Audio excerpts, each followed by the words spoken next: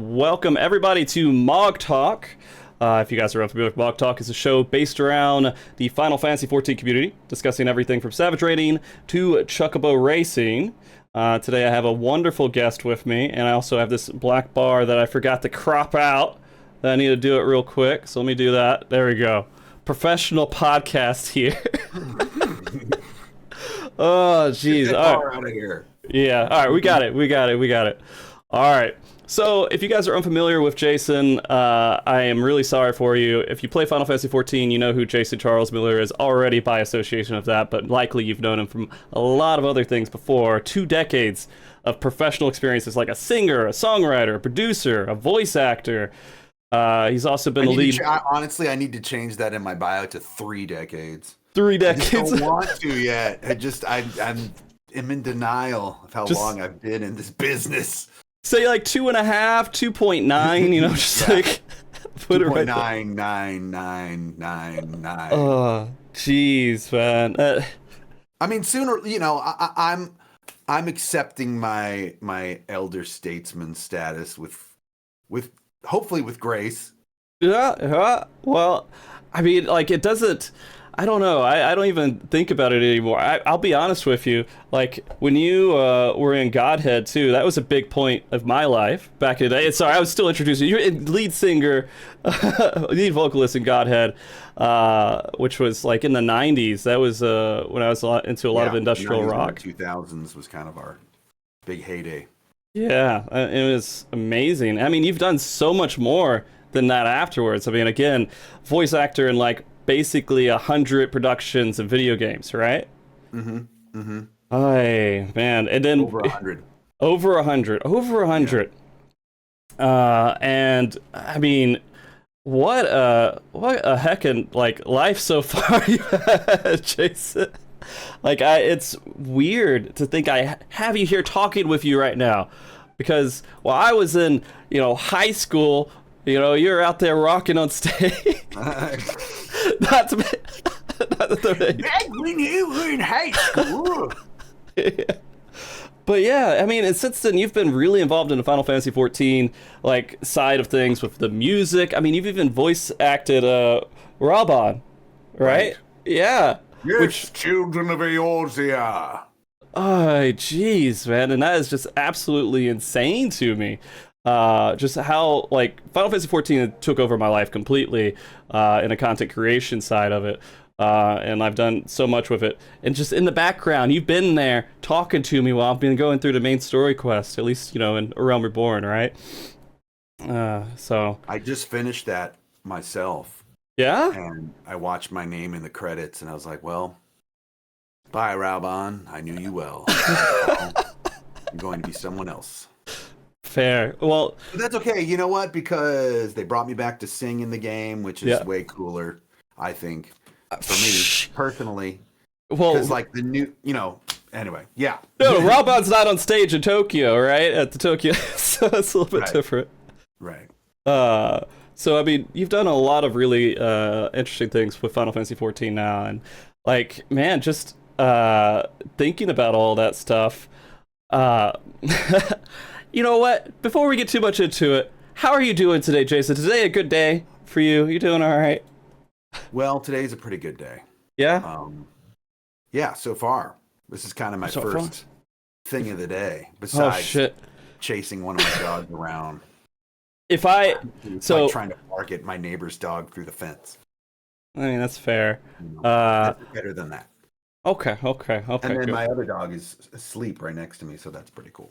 All right, sorry, I gotta ask, what kind of dogs do you got? I've got 2 pit bulls. 2 pit bulls. Yeah. So. Those are some of the most loving dogs, funny enough. They're so loving and misunderstood and so cuddly. Yeah, I have a dog that's like part pit bull, like half Rottweiler and all this stuff, and you're like, oh, this is a scary dog. No, it just rolls over. She rolls over on her belly as soon as like you get close to her, but she'll bark really loud. She'll scare people away. But really just a baby dog. And so okay, we're not going to talk about dogs. Go ahead. Well, I mean, first of all, why don't we just talk about how we finally made this happen? Yeah. even with a a false announcement. Yeah. You know, like you announced it and I was like, wait, did I agree to that? And I was like, I did, but then I scheduled something over it. I got booked on something. I mean, the plus and minuses of being a freelancer in like 5 different areas of entertainment is I'm always booked on something. So I just have to, like, Google Calendar is 1000% my best friend in that regard. Because I mean, you should see it. It just looks like a rainbow. I'm sure. Yeah. Well, I mean, yeah, we've been trying to make this happen for a while. Again, there's a lot of important things going on. This is more for me, this is great. I love having you on and talking to you. But, you know, if there's something else more important, like going actually doing a voice acting gig or, you know, singing or any other work that's out there professionally for you, those things I'd rather you do first. And then we always have time here at MogTalk to talk. It's not a big deal. We always make time. And so, yeah, we've rescheduled it, I think, since, like the November, was it November or December? It was December, that's right. Middle of that month. And then we kind of figured that out from there. But I deleted that post fast enough. It's okay. I was real quick on it. Okay. No worries. So, I do want to ask, you know, a lot of people here watching the show, again, are familiar with Final Fantasy 14. And you don't really connect the dots of, you know, where you started to where you are now. A lot of people, I don't know if maybe a lot of people have made that path from working in industrial rock metal to singing video game tracks for games like Final Fantasy 14, but it's a hard connection to make. What got you into that path with like games and D&D and voice acting and everything else? Right. Well, the D&D thing kind of came first before anything, because I've been playing that since I was 8 or 10 years old.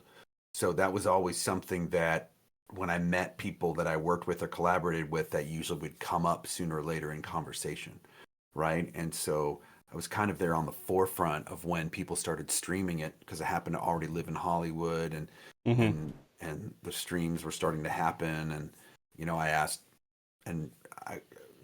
Matt, I'm like, hey, you guys need a theme song for your show?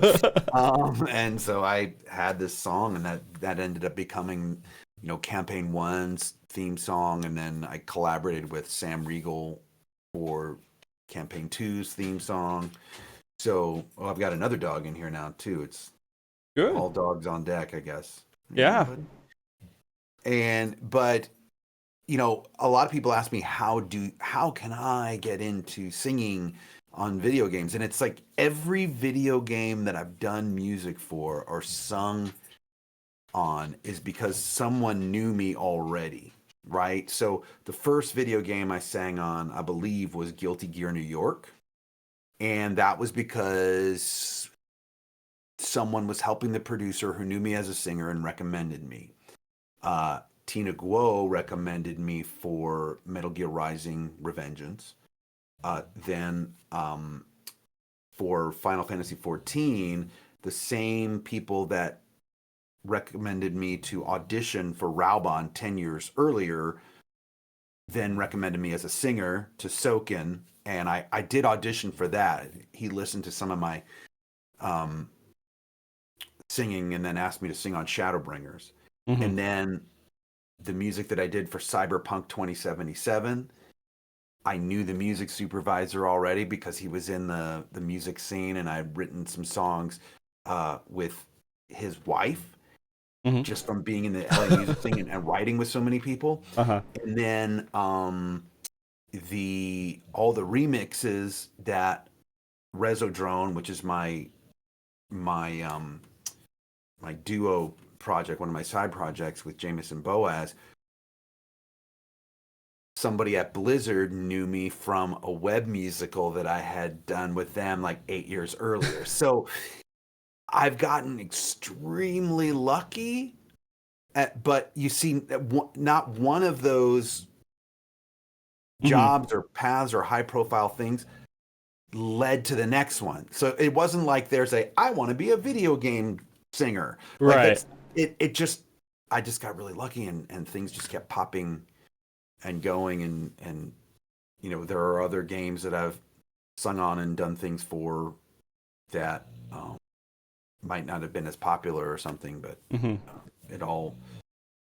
So, you know, my advice for anybody that wants to get into that is just kind of like be around, be present, like get out there and start becoming known in other ways, and then people will find you. You know, don't be afraid to collaborate with others, and just remember that whatever you're working on now could lead to something much greater later. You just can't quantify that or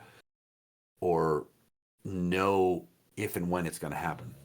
So a lot of it comes down to kind of sort of networking in a way by going out, doing really well, and then having that piece and someone who knows you did really well and just kind of progressing further and further, and it all just kind of spider webs in the future. Right. Well, like a rising tide raises all ships, right? So if some of the people that you collaborated also with earlier on in your career also go on to become successful, that's a good thing for all of us. And that's awesome. I mean, you talked about, you know, working with Matt as singing, you know, their theme for campaign 1.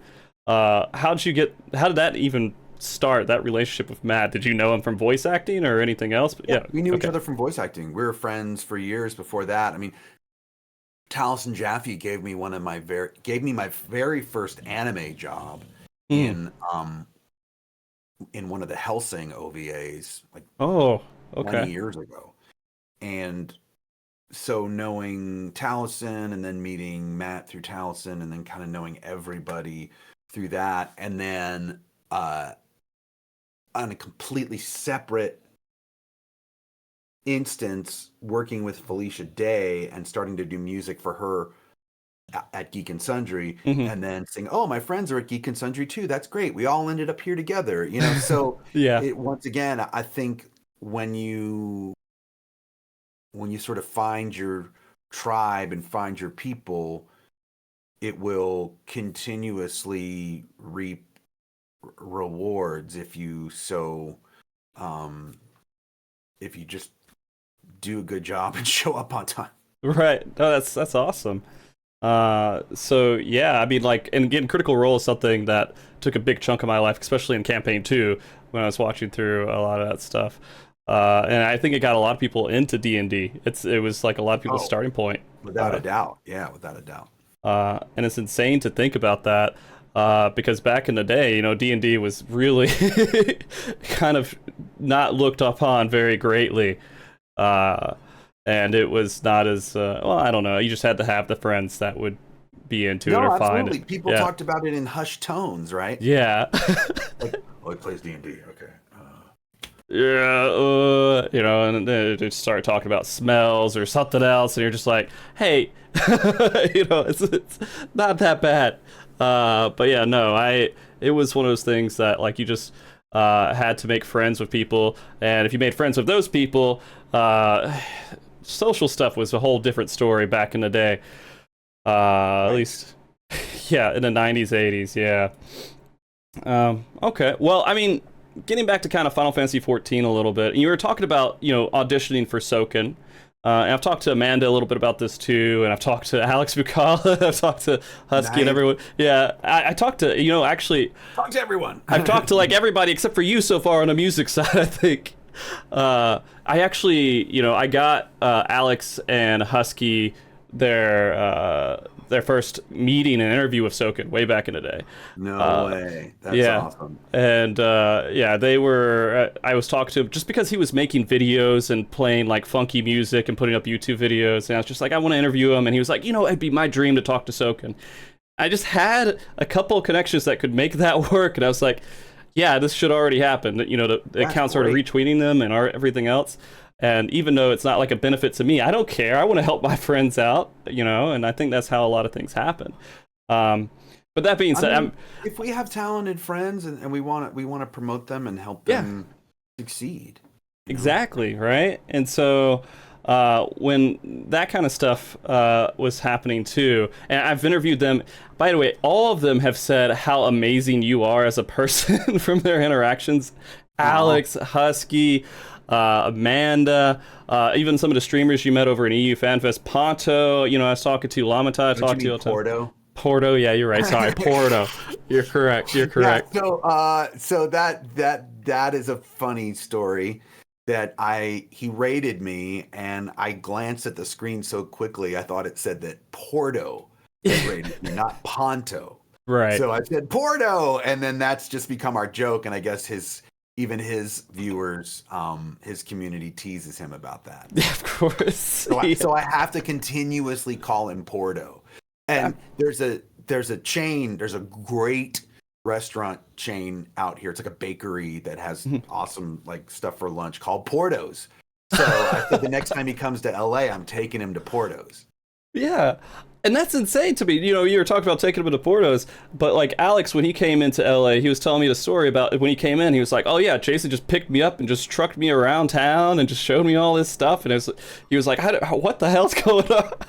Yeah, but I took he's him like to the Rainbow. I showed him like, you know, the Hollywood Sunset Strip, and you know, I thought he would just be into that kind of stuff because being a musician who's, you know, even just into rock a little bit, like there's so much history of rock and roll comes from the Hollywood Sunset Strip. Yeah. So, well, he loved it. He told me he absolutely loved it. And so, but everyone who's had an interaction with you has said nothing but glowing things about their interactions with you and how amazing of a person you are. So you know, that's not always common in the music industry, right? yeah. But I think that's part towards maybe even some of your success in general is that you're just a good guy with other people, and they're like, oh yeah, I want this guy to succeed. He's been awesome to work with. He's a good friend. And so just, I don't know, I was thinking about that while I was talking about, because I also asked him about their interactions with Soken too. But yeah, remembering all those interviews, just, I'm sure you know it already, but people say wonderful things about you. That's your friends awesome. do. Thank Yeah. you. It's good to hear. But in regards to Soken, you know, people have said amazing things about Soken too, and their interactions with him. How's your interactions been with Soken? So great. far? I mean, obviously, like, you know, our language barrier is a little bit tough from time to time, but there's usually someone there that'll like help us bridge the gap. I love working with Soken, but I also love hanging out with him too. He's so much fun. Yeah. In after Japan Fan Fest, we had or Tokyo Fan Fest rather, we had a dinner the next night, and we all just finally got to relax a little bit and just hang out and get great food, get great drinks. And then after we were done at one restaurant, we went to another one and had more drinks, and Amanda was there too. And a lot of the music team was there. Most of the Primals were there. And, you know, it was just really nice because we finally had a moment to just breathe, because any other time we're getting ready for, you know, an orchestra concert, we're getting ready for the Primals concert, we've got rehearsal, we got this, we got that, and from 8:45 to 8:47 you got to be right here, you know. Right. Like, it is that crazily scheduled, you know, and as it should be and as it needs to be. But when we actually had at least one night off where we could just relax, that was really awesome. Yeah. When I was at the NA Fan Fest, and we were doing some rehearsal, I did a PvP commentary over at that one. So I was on stage, and we were having to do some practice stuff, and we were at the back end of stuff, and they're like, hey guys, we got to get going. Yoshida's dinner is scheduled at this point, and we need to make sure that we don't delay that at all, and everyone's going to move in. Like, there's just so many little bits that are completely scheduled down to the minute, and absolutely insane. And with Soken, while I haven't like done a lot of direct interaction with him, for the fan fest that I have been backstage, like when I went to Paris in 2018, I saw him just kind of piggybacking and backstage having fun and goofing off, and everyone else is so serious in you know, it's just such a crazy comparison, seeing him kind of having fun, smiling, and going out doing snowball fights and stuff, and then coming back in, and everyone else is just like, we got to make sure things show up on time, work, everyone's like in place and everything else. Yeah, I know he is definitely the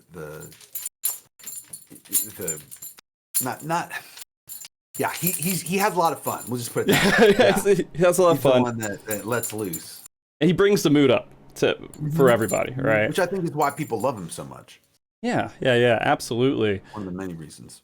But that being said too, I mean, just working these events yourself, how's it been in comparison to other things that you have done, like in your career, singing, being on stage? How does the Final Fantasy 14 side of that feel in comparison? Is it pretty much the same, or is it like No, different? I mean it's very special, but it's also I feel like the work that I'm doing and like the concerts and the recordings that I've done, like everything in my career has kind of led up to that, Mm, right? And so not only am I extremely grateful, I'm also I understand the responsibility that comes with it and the importance of it and the importance of how much it means to literally millions of people. And so I take that part very seriously and always want to make sure that I give it my all and really work really hard on the songs and the material. And for Tokyo, he asked if I would sing and Walker Footfalls, and of course I don't sing that song on the recording. It's a different singer who has actually a higher range than I do, and I I worked really hard to make sure that it worked, because it would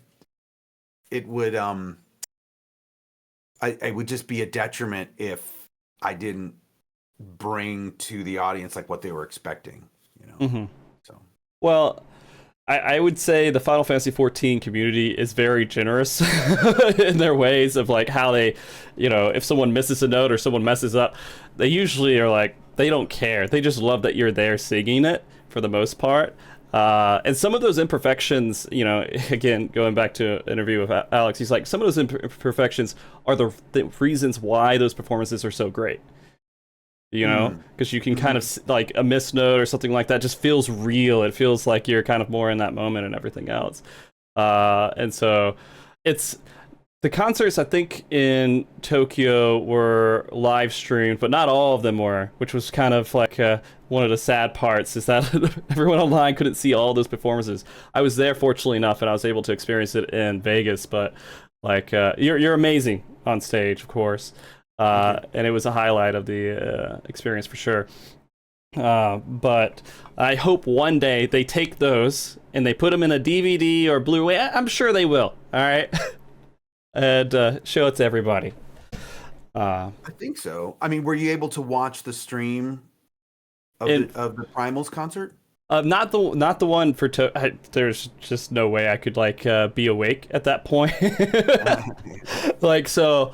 Just background, like I have a daughter that's 2 years old, so like all of my time outside of streaming and everything is dedicated to her, and my sleep is dedicated to her as well.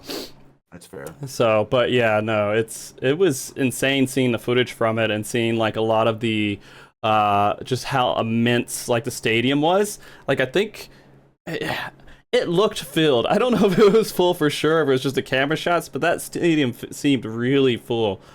Yeah, I think they limited the capacity for that event to 30,000, and there were 30,000 people there. I think when they have baseball games there, it holds 50,000. Okay. But the way they had to put the stage in the middle, and then they also limited it to 30,000 because of the events on the floor.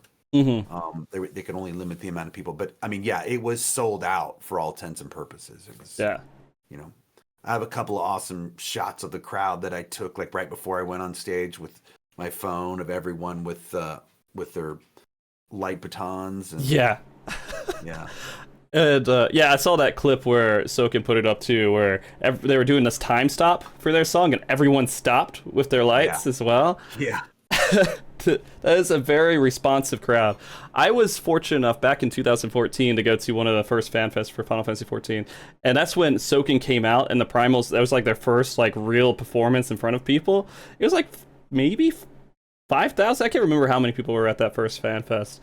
But just that feeling of hearing people play the video game music that you've been like attached to for so many years and you've heard, and like hearing it live, it's just a completely different feeling. I don't know what it is about video game music in particular in comparison to like other music. Other music still like does a lot for people, but video game music has this sense of like nostalgia, and there's so many like stories and emotions that are like poured into it. It really does. It really Um, does. I was gonna tell you earlier, there are sure. certain people that only know me as like the video game guy, the video game singer guy, and that's fine because Right. they might know me from Metal Gear Rising, and then they realize I'm also in Final Fantasy 14, or they realize I'm in Cyberpunk, and they just know me as that. They don't know Godhead, they don't know any of my solo records, and that's Hmm. totally fine. Right. And I love though when if people discover me from one thing and then that leads them down a path to find these other things that I've worked on. That's really fun. Yeah. When That's insane too. I mean, like again, you're just so spread out on so many different things that you're working on. Again, voice acting, singing, different genres of singing. I think I was going through your videos, and you're doing a country, you're doing country songs, going from industrial rock, and it's just like this whole transition and everything. Mhm. Uh, Man, did completely random question. Do you remember if you ever played over in Memphis for any of their music fest? No, I've played some shows in Memphis, Okay. but I don't think I've done any festivals in Memphis. Okay, okay. Because that's where I grew up there, right? It's a Okay. Nashville, country. a ton. I played a ton in Nashville for sure. Right, yeah. Nashville's the place to go to play a lot of music. I mean, it's a great place. Memphis is not, but in my comparison, I grew up there. I can say that. I don't know. I just remember going to a music fest. For some reason, I was wondering if maybe in my younger days, in the billions of little mesh of concerts that they had at a music fest, if I ran into one of your concerts, but I don't think I did. Sorry, complete tangent. Everyone, I hope you're enjoying the show. We're going to a quick intermission break to talk about some of the show's sponsors that's helping make this show happen. Tokyo Treat and Sakura. If you're unfamiliar with them, here's what they're about. Tokyo Treat is a monthly Japanese snack box that is solely focused on snacks that are the latest, most exclusive, and limited or seasonal editions of snacks. So things like Sakura Pepsi, Japanese sake Kit Kats. Sakura is focused on supporting local Japanese snack makers, include traditional, authentic, and artisan snacks. Also come with Japanese teas and special items such as tableware. The theme for both of these boxes in February is going to be centered around, of course, Valentine's Day. So let's go ahead and see what kind of goodies they have for us. For Tokyo Treat this month, match with the theme, it includes things like the strawberry shortcake Kit Kats, Pokemon candy hearts, and Pirikara spicy ramen. One of the things that I haven't tried too often, but I do drink them off the stream, are the sodas that come with the Tokyo Treat boxes. So that's what I'm going to try here today. It is a fruit juice drink. It's a Sweetheart fruit juice drink. And so, yeah, let's go ahead and crack one open. Smells kind of strong. Oh, but it's not too crazy. Like, it's lightly sweet, and it has a little bit of tang in there as well. You can definitely taste some maybe apple, orange, peach in there. Tastes sort of like maybe a sangria without the wine in it.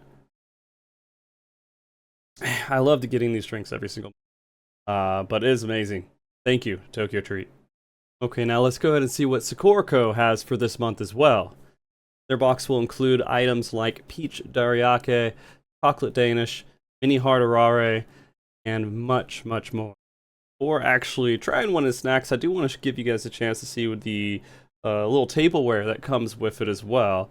This is one of the dishes. They also have another one that's a butterfly dish that has a little bit few holes in it around it. But you can get this nice little dish with your Sakura box, and it's a great little dish for like sauces and everything else while you're eating. I will add this to my collection of wonderful Sakura plates. For a snack, I'm actually going to try out the chocolate Danish that they provided. I saw it and immediately it felt very soft, so I wanted to give it. It's something I'm definitely in the mood for at the moment, so we're going to go ahead and crack it open as well and see what it tastes like. Yeah, it is extremely. It feels very moist inside. Let's go ahead and just crack it open here. Kind of get a little bit of look inside the bread, the Danish.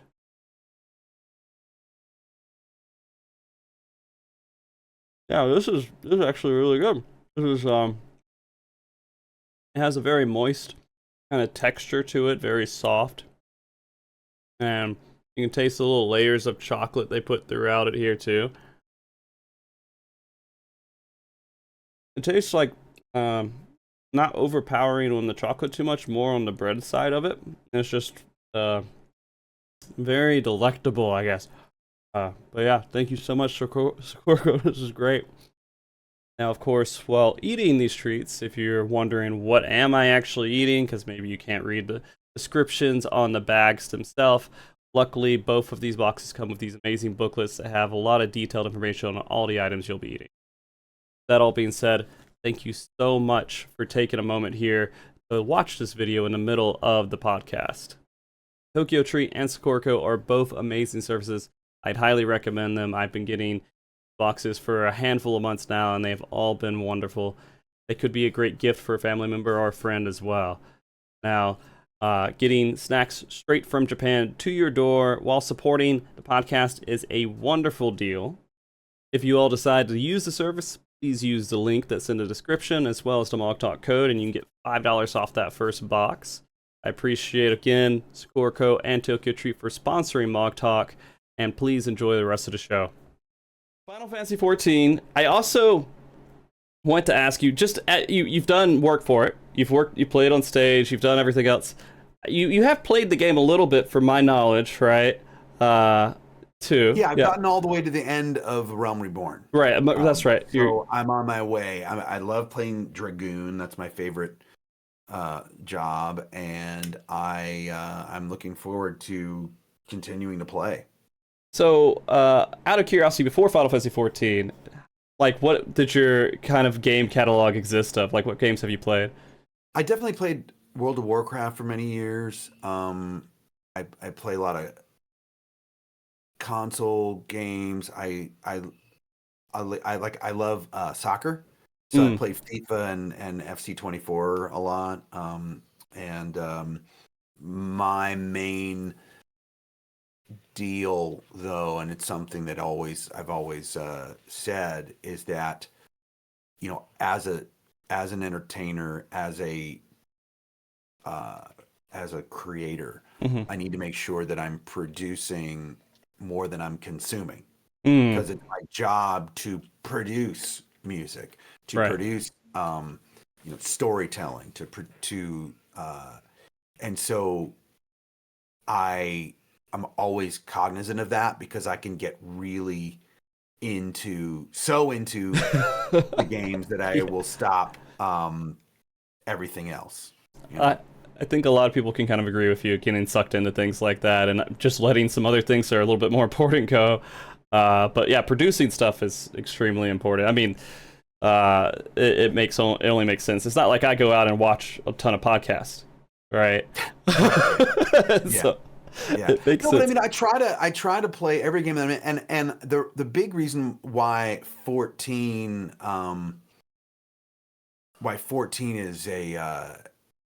is so important to me is because I know how important it is to everyone else. And going to fan fests and performing there and meeting so many members of the community, I want them to know that I love the game as well. And if they're going to ask me a question about Gridania or something, I'm not going to be like, huh, what are you talking about? Like, so I know what a limit break is, and okay.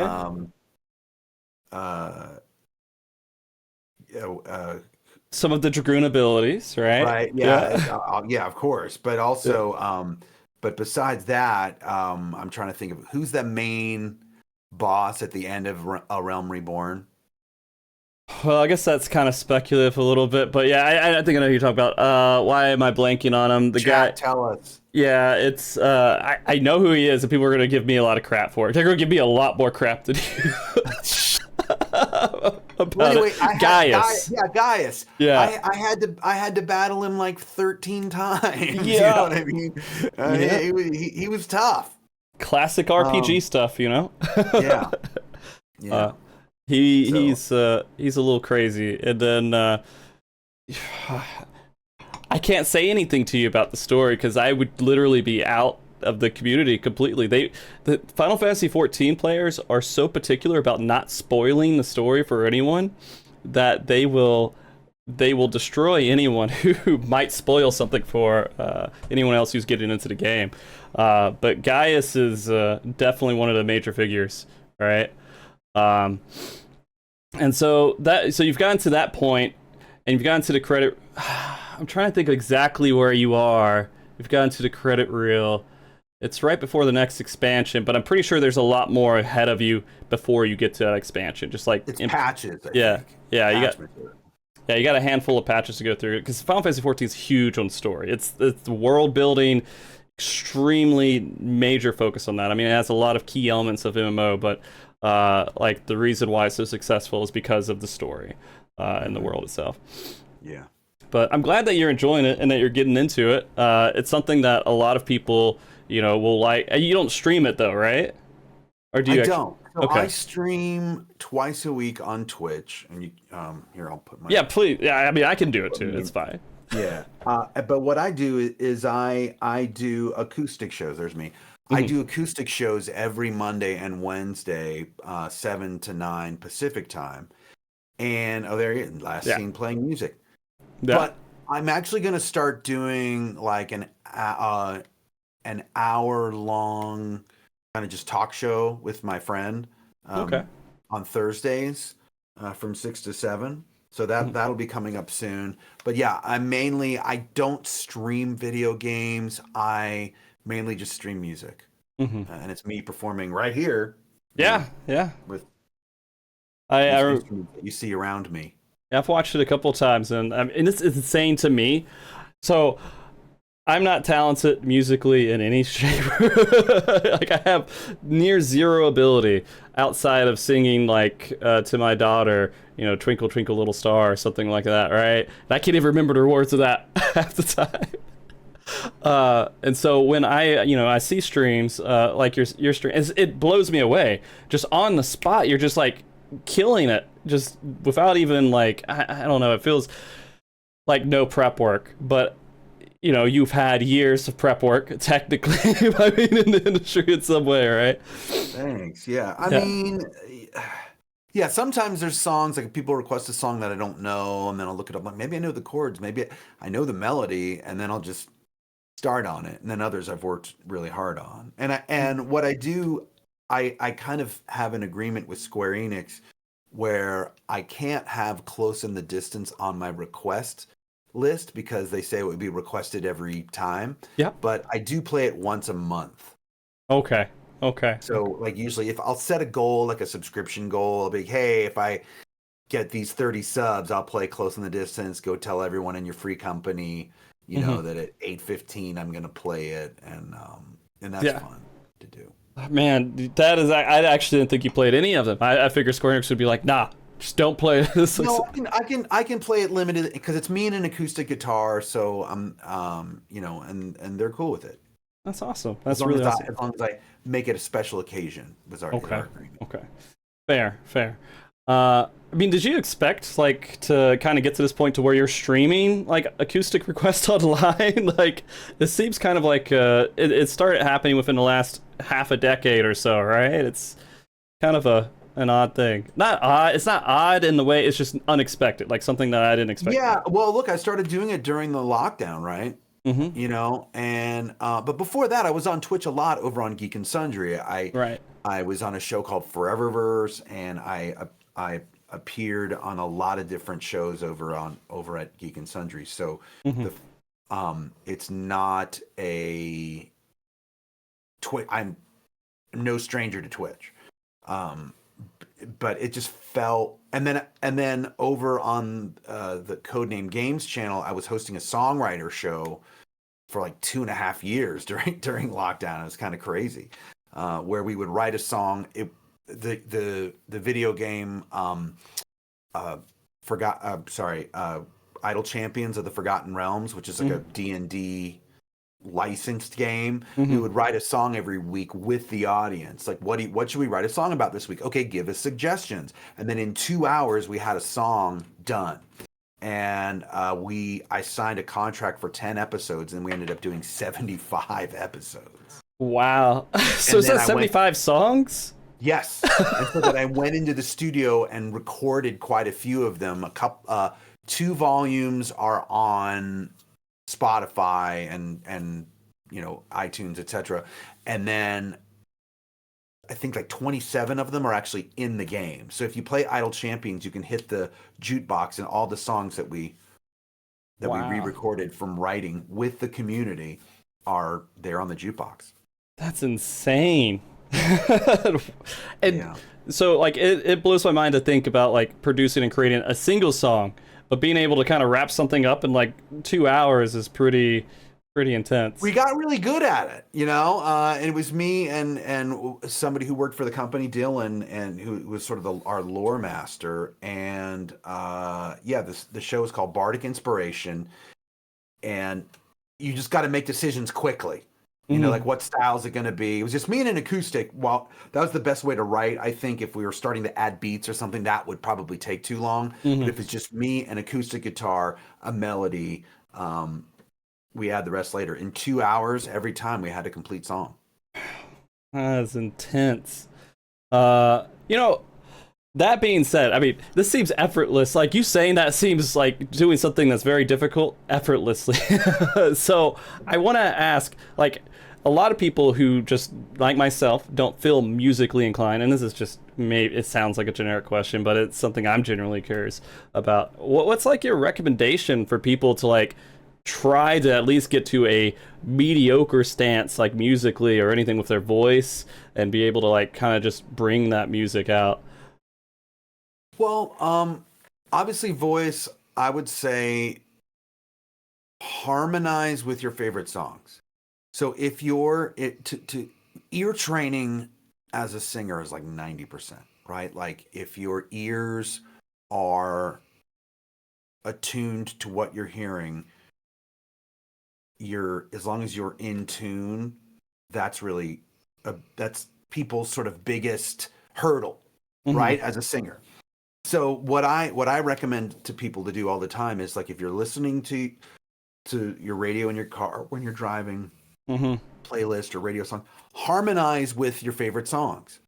So you'll hear the melody, do it a third above, do it a fifth above, so that you're staying in key with the song but not singing the melody. And that way that'll train your ear to better be able to figure out where you are, and also to just become a better singer. And then with guitar, what I really recommend to people is listen to your favorite albums and try to figure out what they're playing with just you and your guitar. Don't look them up online. Try Mm. to try to figure it out by ear. And that will be a much better way, I think, to learn how to play the guitar, because of course lessons are great, but Hmm. by figuring out things by ear, it will also train your ear as a singer at the same time that you're training your fingers as a guitar player. Huh. That's actually really interesting. So basically, the best way to practice singing is in the car. That's what. All I right. mean, I don't. In LA, we're in our cars a lot. Fair. Fair. Um, because I've tried to pick up the guitar. I mean, I've it's kind of like a Zen thing. Every once in a while, I'll just go and I'll pluck some chords or something and just whatever I know and try to figure out basic music stuff with it, right? Because you don't think about it, or I don't think about anything else. I'm just thinking about touching the guitar, putting my fingers into a spot, and making a note with it. And so I have very mild experience with it. But you're saying maybe getting like the isolated tracks of like a guitar of a song that I'm familiar with or something like that, and just trying to make No, those no, noises. no! Don't get the isolated tracks. No. No, I want you to figure it out on your own. I want Okay. you to listen to the full track Okay. and say, okay, isolate in your brain what just the guitar player is doing and figure it out yourself. Don't get Okay. the isolated tracks. Okay. Okay. Okay. If you're still learning, that's once you're at a certain level, and if you're trying to get ready for a gig or something, fine, and get the isolated tracks. Right. If you're just trying to learn how to play, that is gonna send you a long way Being able by to pick it Yeah, out being of the able to song. pull it out of the air. Yeah. Okay. All right. All right. I'm going to take Because then that. your fingers will go, okay, you know, oh, this is how they did it. Okay. Oh, they jumped over this string here. You know, things like that. Gotcha. Gotcha. No, that makes Like, how sense. can I replicate what they're doing without having any help other Okay. than my own two ears? So a lot of self-teaching can kind of give you the basics and fundamentals is kind of what you're thinking. I think so. Okay. Yeah. All right. All right. So talked about a lot of stuff here. We've talked about Final Fantasy 14. We've talked about getting better at music. We've talked about just like kind of your journey getting in here. You've also voiced a lot of animes as well. You've been a voice in some animes. Do you? I know you talked about producing more than you absorb, right? But have you followed any kind of like anime series or anything like that? Yeah, I'm a fan of old school anime. Reiji Matsumoto, who was sort of like a prototype to Miyazaki in a way, is my favorite. He created Space Battleship Yamato. He created my favorite anime of all time, which is called Galaxy Express 999 or Ginga Tetsudo 999, or rather Ginga Tetsudo 39. He created Captain Harlock, which is a kind of an iconic figure that a lot of people see. So that universe is something that's near and dear to my heart. I grew up watching Robotech with Macross, the Macross saga especially. So, and then working in 6 episodes of Avatar: The Last Airbender, which is technically American anime. Yeah. I watched all the episodes of that, loved that. Are you excited for the live action that they're gonna do on Netflix? I am, yeah, it looks fun. It looks fun, and I keep in contact with Brian Konietzko, and so I'm excited to see what they're up to as well with Avatar Labs, I think is the name of their. They Actually, don't started their know. own company after, so there's going to be more Avatar animated stuff as well. Oh yeah, there's gonna be more I think they just called Avatar Studios. Avatar Studios. Okay. Yeah, Yeah, Avatar was Chattel now. when it came out, it was actually a surprise to a lot of people because it came out on like Nickelodeon. And I don't think a lot of people were expecting something as like high quality, like in storytelling and everything else, while also being validly on Nickelodeon. Like it was something that felt like it could be there, but it was just so high quality. It might have been overlooked by some people. Even going back and watching it as an adult, it's a pretty good show, to a lot of people who maybe watched it when they were growing up. It holds very well. Not like maybe like Digimon or something like that, but like Avatar does for sure. And so yeah, Avatar Studios, you're right on that. Actually, too. while we're talking about, hold on one second. While Sure. we're talking about anime, I want to get something. Yeah, go get it. Go get it.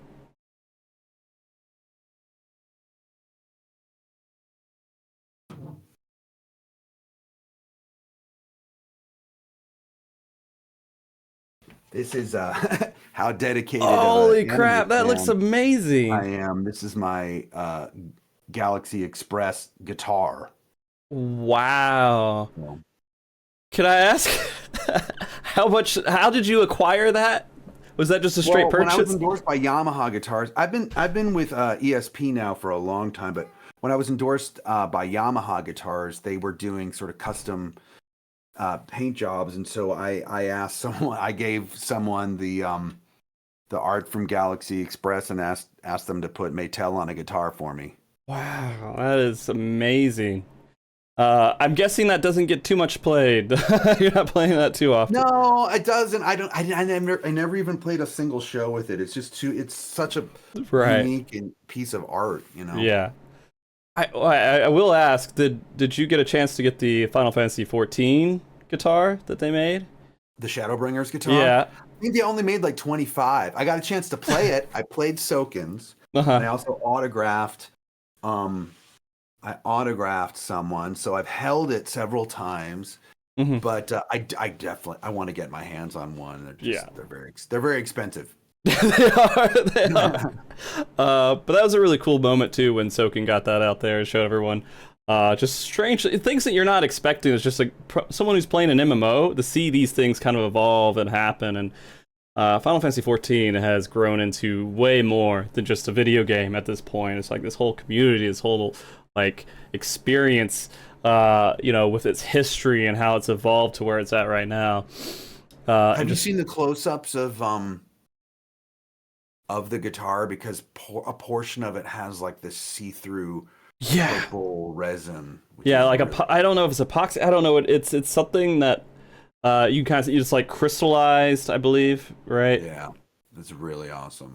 It's there good. There was a guy at FanFest North America, in Vegas, who had one, and he figured out where the dressing rooms were. So he stood as close to where people were coming out as he could to get everyone to sign it. And he eventually got everyone to sign it.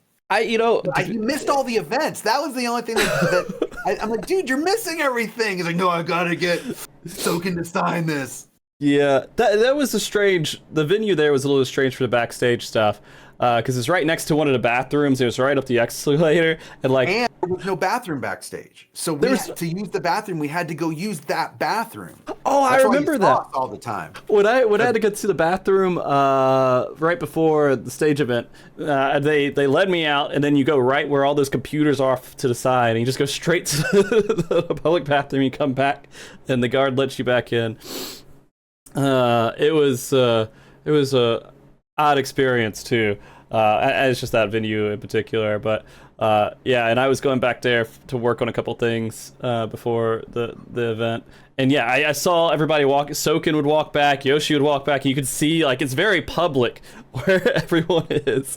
It felt a little bit I don't know the right word for it. I don't want to say like not secure, but more of like you reveal yourself when you don't want to reveal yourself for a second, when you can't talk, like I gotta go, right? And then I did see people trying to catch everyone walking by over there. Yeah. Gosh. Well then, do you know Jesse Cox? Oh yeah, I know. I've talked to Jesse multiple times. I messaged Jesse because he was there, and we're friends, and I said, come meet me at the top of the escalator or whatever. And then Jesse came, but he had like 30 people following him. So then Jesse came to see me, and then we were just surrounded by people. It was fun. Yeah, no, it's a lot of this.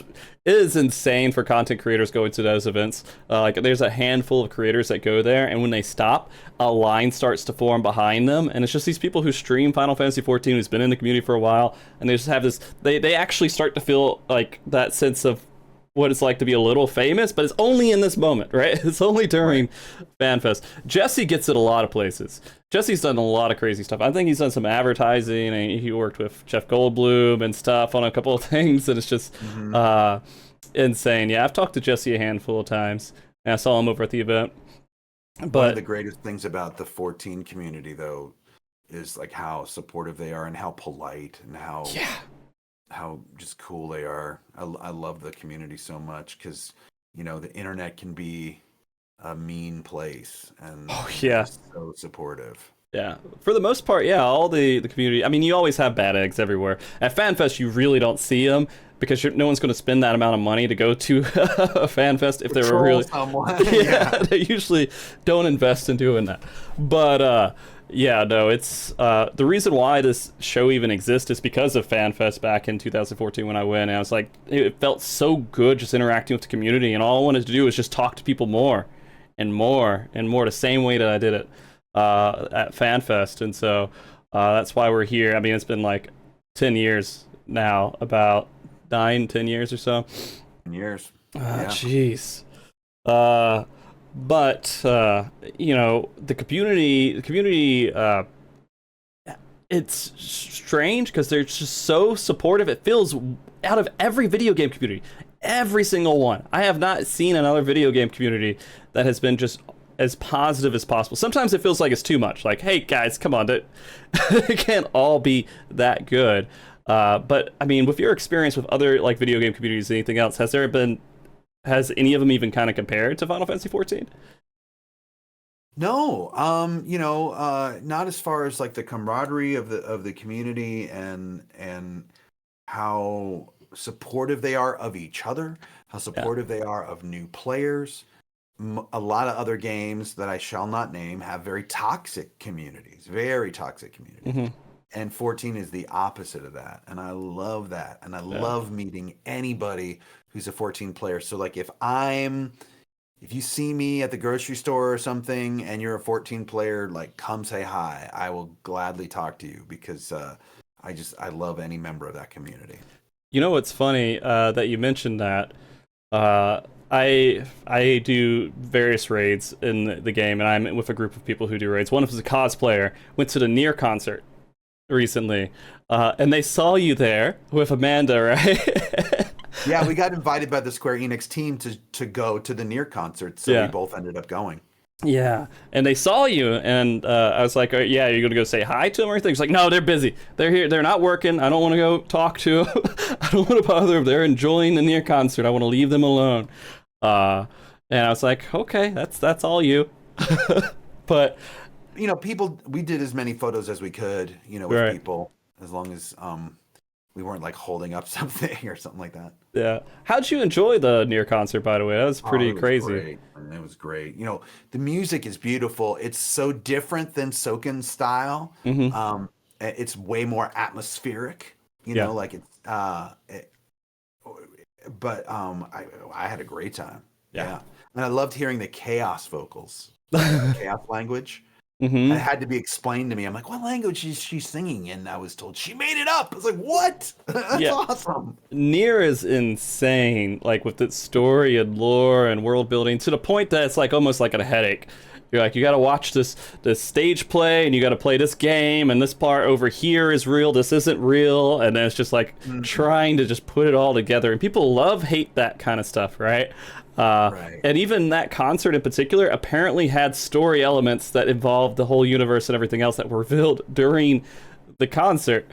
Um, but that is awesome. So, uh, yeah, you even though it wasn't a Final Fantasy 14 concert, and you haven't done any work with Nier, have you? Or my No. okay, okay, But it's so funny because since I'm also a voice actor, the the rest of the all the other voice actors that were there, I was friends with already. yeah, yeah, So yeah, and Liam was yeah, there, of course, from Critical Role. Ray Chase, Erica Lindbeck, Kyle McCarley, who's directed me in other games. It was really fun to see everybody there.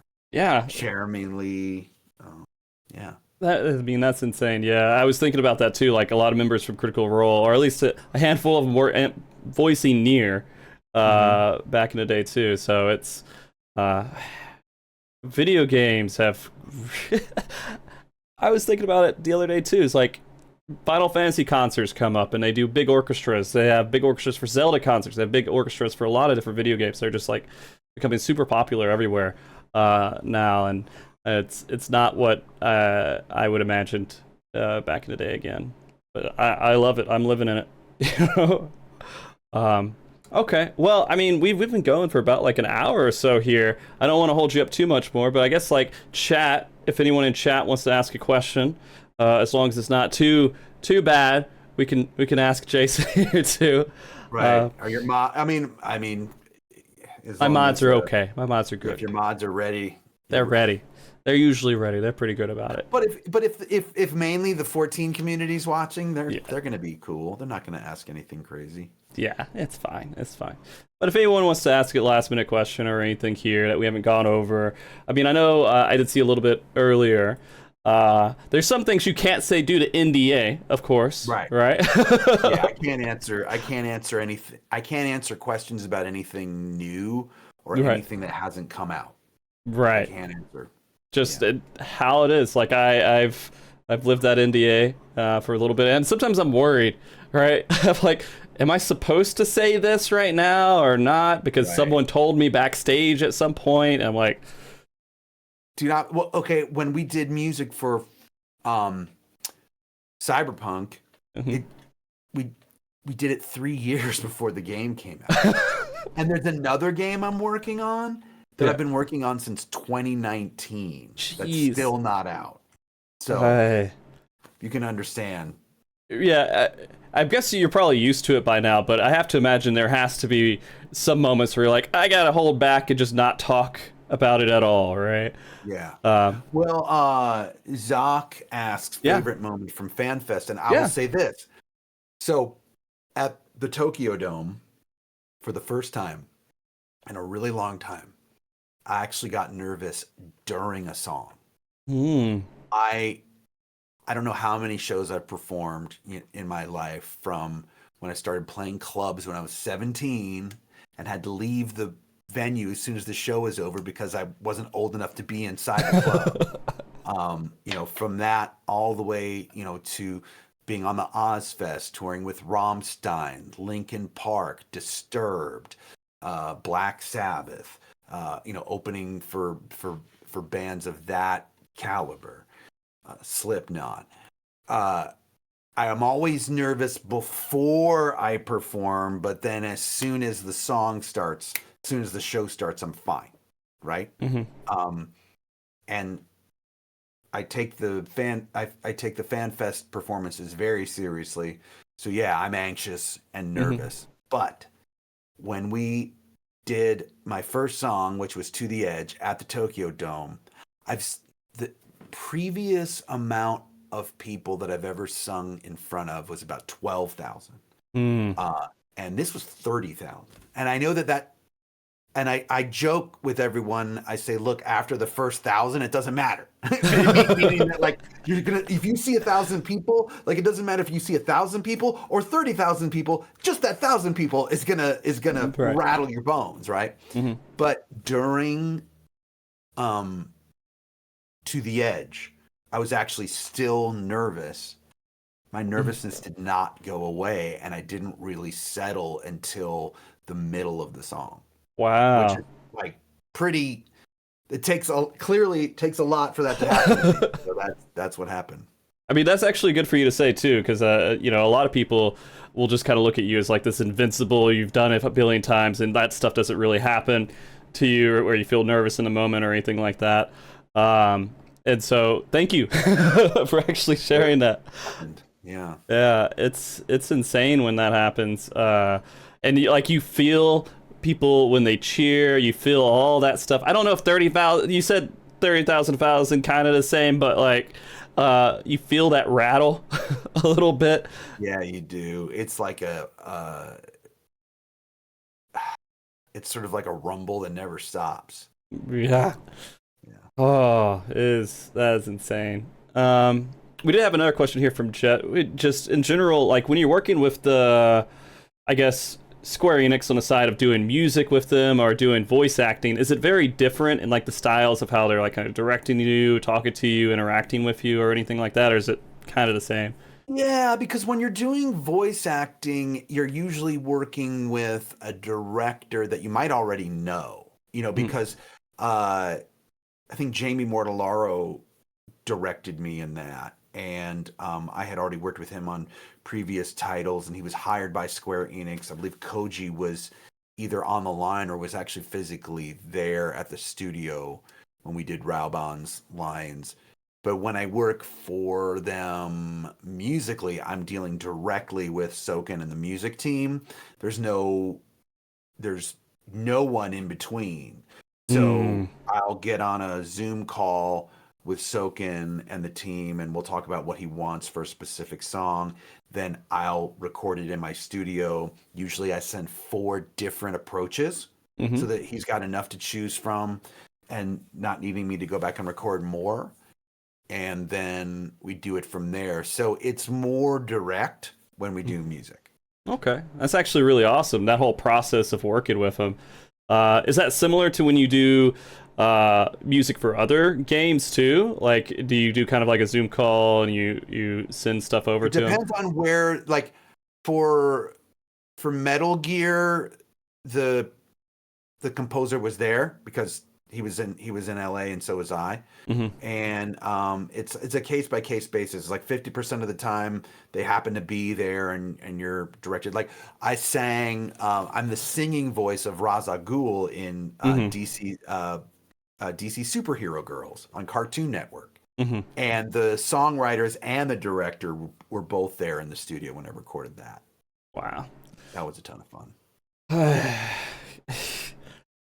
I'm still just trying to process. Like every time you say, so, "Oh yeah, I've worked on this project and this project and this project," it's like you have this huge library of different things that you've worked on. It's so easy to pull from all those different. Well, Jeez. but you know how I got that job? You know who recommended me for that? Huh? Sam Riegel. Oh really? Yeah. I So Man, Critical Role. And maybe I'm wrong about this, but I feel like voice acting in general didn't get as much recognition, at least in the NA side, North America side, until more recently. Like it was a lot more in Japan, but I mean, people would recognize some voices, like the voice of Spike from Cowboy Bebop, or some things that got kind of popular that would pop up from here and there. But it wasn't like super heavy. David Hayter from like Metal Gear Solid, stuff like that, right? And so I feel like Critical Role also did a lot of work with that, just boosting the signal of voice actors in general and getting people more recognized. I mean, is it the chicken or the egg? Because they were already popular before Critical Role started, right? Right. And we were all doing convention appearances as voice actors, but it's like exponentially getting bigger and bigger. Yeah. And that's absolutely awesome, because then it leads into like a career where you have portfolio, you can perform on a lot of different things as well, and it's just Yeah. Hey, all right. I don't know. Let's see. I think that might be all the main. I don't know how many questions again you could answer about future concerts and where you're going and everything else. Well, okay, I do have some things coming up. So, Sure. I'm going to be at GaryCon at the end of March, and that is in Lake Geneva, Wisconsin. That's more of a Dungeons and Dragons convention. But then I'm also going to be at MomoCon in Atlanta, and that will be in May. And then right before that, I'm going to be going on tour in the U.S. with my solo band, and those dates will be announced soon. So that will be the first half of May. And then if you're in Atlanta, please come say hi to me at MomoCon. Yeah. If you make your round back to Arizona, let me know. I'd love to just like. Yeah, well, I mean, I'm not that far, so I just played there in Mesa. in November. Yeah. I Where barely were you, missed man? it. I'm sorry. That was I saw it like last moment, and that was during, again, I'm a father. I could use it. My daughter was going through a thing. I kind of had to take care of that. All right, that's fair. Yeah. Oh, can they see the puppies? Well, one is here, but he's the one that never likes to be on camera. Like if I pull him up here, he'll run away. Okay. But let me see if I can get him. Hey, Iggy, want to come up here? He's the heavy one too. Come here. Oh, he's becoming aware now. Becoming here. Oh my gosh. He's like, He's refusing. He's fine. Can you see him? A little bit at the very tip. I see the paw in your hand. It kind of crops out a little bit at the bottom. Oh, there we go. There we go. All right. Now he's like, screw this. I'm out of here. Luna will come up on my lap. She'll be really nice and sweet. Iggy's like, no. Yeah. I kind of have my animals are kind of like that too. Every once in a while, one will come and the other will not. You just have to. They like being around. They like, don't touch me that much, right? Just I can exist in your sphere, but I don't want to be directly involved with you. Okay, all right. Well, I won't keep you too much longer. I know you have stuff to do after this, but it's been an amazing conversation, Jason. I've loved having this show with you. So I've had fun too. Yeah, and I appreciate it. Maybe in the future when other things are revealed in the EA, we could do another little talk to review some of that stuff. Whenever Dawn Trail's a bit away too, so. But yeah, I don't know. Is there anything else you want to say before getting off the show? Well, I mean, just, I want everyone in the 14 community to know how much I love them and how much I love that they've like embraced me and been so supportive of me. So yeah, thank you so much. Absolutely, yeah. I mean, you deserve it, every bit of it. You know, you make a lot of people happy. So, let me also put this in chat. I'll put this on the YouTube video as well. Your links, just your straight page links that will show all your socials and everything where people can go and find you if they want to. Please check out Jason's streams again. What days? Just to make sure I have that correct. Monday nights and Wednesday nights from 7 to 9 Pacific. And then Thursday, look out for from 6 to 7, a new kind of a talk show I'm going to do with my buddy. So we haven't officially announced that one yet, so kind of waiting to announce it, but that'll be coming out soon. Okay, awesome. Well, again, thank you, Jason. Thank you, everybody, for watching MogTalk today. This has been a great episode. I was looking forward to it for quite a while. I'm glad we were able to get it done. But yeah, everybody, we'll be back here. The channel will be up. We'll be doing some other stuff on stream, non-podcast related after the show, as well as a handful of other stuff later in the week, but we can talk about that later. Guys, be good. Don't do anything too crazy, and we'll see you next time. All right, Wave, say bye. Bye. Bye.